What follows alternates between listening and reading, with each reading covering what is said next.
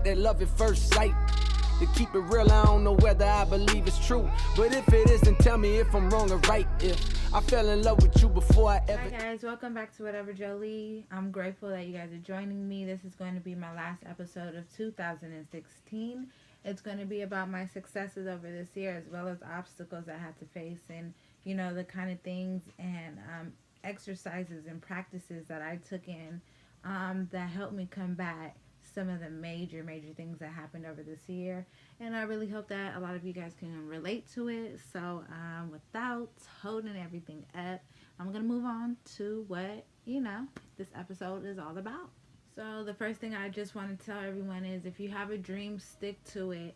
Work at it, work hard at it, do whatever you got to do, no matter if it's small or big. Like, whatever you have to do towards your dream, make it happen, because dreams do come true. Like, you don't just have dreams just to have them, and if that's what you thought, like, I'm here to tell you that that's wrong. So anyway, say that one of my dreams was to open a summer camp. Now my first vision was, of course, big, grand scale summer camp, you know what I'm saying? And I'm still gonna get that, of course, but right now you got to think what's ahead of you. And just because it was for others far-fetched, it was a far-fetched idea that came to pass, really shaped my vision and my thinking and my belief and my creativity to a whole nother level. So this year I opened up my summer camp. A lot of you know this already. You know, it was just great. It was an amazing experience for myself. I was able to break out of my shell. I was able to exercise everything that I have ever learned or wanted to teach, and it was received well. And you know, it's just raving reviews, and like, I couldn't ask for anything better. I could not ask for this dream to come to fruition any better than it did. So yeah, so I just want to tell you guys the things I did in order for my summer camp to work out was I worked it. I hustled. Like, you can't ask anyone around me. Everybody was like, "Oh, you're really gonna do this?" I'm like, "What did you think I was gonna do? Of course I'm gonna do this. I said I'm gonna do it, so I'm gonna do it." Like, it didn't matter. Of course you think, "Oh, where am I gonna have this?" Well, I was thinking, where am I gonna have this? Like, I don't have enough money, and I had to quit that mindset. I had to leave that mindset behind and just focus on what I wanted, not what I didn't have, because I don't have it. So what I did was focus on what I wanted, and I went after it, and I got it. And it wasn't easy, but at the same time, it wasn't hard, because I was putting in the footwork every single day. I was putting in the footsteps. I sat down and took the time out to write down my goals, to really get in touch with who I am and why it's important to do what I'm here to do. So, you know, of course it came with obstacles. It came with a whole bunch of, like, you know, people that didn't really support what I was doing. But at the same time, I was just laughing the whole time, because it's just like, do you not see what's going on here? But you got the nerve, and that's a cool nerve to have. So yeah, so I'm gonna move on to, I'm gonna tell you guys this funny story that happened. And everyone that knows me knows I'm a firecracker. Everybody knows this. Like, quick, wait, wait, like, don't go there with me. Really don't. But I'm working on it, because I'm just, you know, a human being. I'm working on it, and I have to say that this was one of the biggest challenges that I had to face this year, as far as communication with people go. It was crazy. Let me get started on it.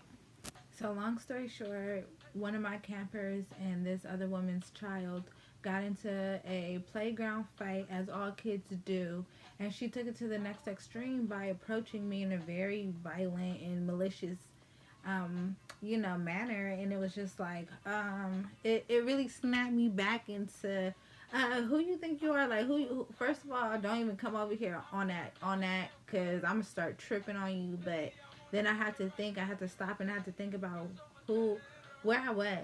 First of all, where I was very important. Two, who was watching, that's very important. And number three, how does this serve me? How does this serve me? And in turn, how can that serve others? It won't, the way I was thinking. So I had to stop, and I had to really think about it. So this lady, she came at me all super hard, and because I had the peace of knowing that I am in control of myself and my surroundings and what goes on. That I had no fear of what this lady had to bring to, my face. So, it was very challenging because the lady was like this close to my face. Like, if you put your hand in front of your face, she was this close. So, of course, obviously, like at that point, like you just want to, like, hurt somebody because, like, you all up in my space. But like I said, I had to think about where I was. So, the best thing for me to do is put my hands behind my back because just one false move is a wrap. Is a wrap because don't flinch at me. I don't play those games. Like, I don't. But I had to stay focused. I had to stay focused and set an example for those around me. So, this lady, she went on and cussed me out.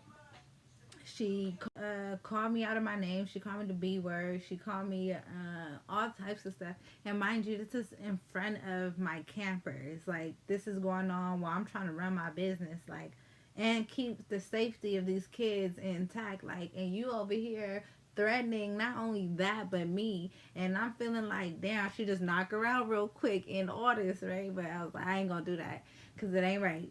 But I just sat there and I just said, okay, ma'am.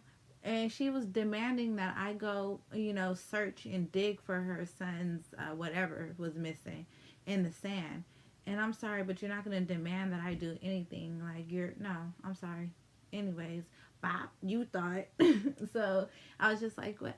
I said, ma'am, I'm not going to do that. And I kept my composure. I was very relaxed and calm about it. And she probably didn't like it. But that's not my concern. My concern was, stay grounded and stay intact, stay peaceful, because this lady is crazy, period. Like, she was crazy. So, whatever.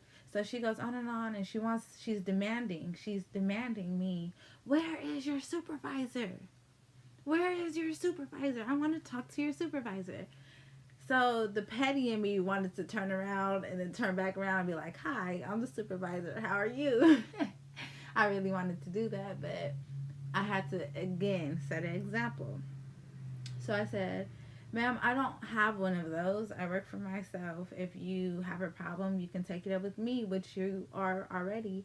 And she didn't believe me, so she went to go find, like I said, we were at a park, so she went to go find the park manager and got them involved and then try to get the police involved. I'm telling you, it went crazy.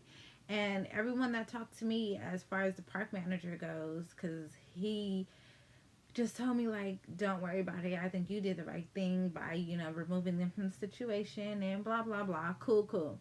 The police, from what the park manager told me, the police said that they were not going to come down to a park about a playground incident because the lady is crazy, like I said.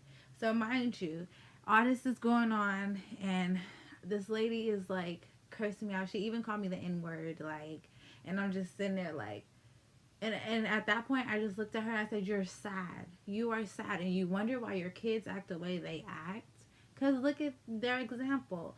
And I told my campers, I said, because they were already they were in it, I was just like, this is the type of people that you do not want to be around. These are the type of people that you do not want to become. So take note of this, and we are moving forward from this day on. And that was what happened. And honestly, that experience really shaped, my mindset, really put me on a different level. And I was just really proud of myself. Like, I really can do this. Like, girl, you can't tell me nothing. Like, I didn't even go to that point. And, like, honestly, that's a big obstacle for me. And I know it's a big obstacle for a lot of people, because don't come at me a certain way. Like, and I'm sure a lot of people can relate to that, especially if you grew up how I grew up or grew up where I grew up. Like, y'all already know. So it's just like, it's really refreshing to be able to know that I am growing and I see my own growth. And no one has to tell me anything about, oh, I see how you're growing. Or that's great and that's wonderful. But myself, I can see myself, I can feel myself, and I'm proud of that. So that's one thing. And I was heartbroken. Some people talk about that love at first sight shit. To keep it real,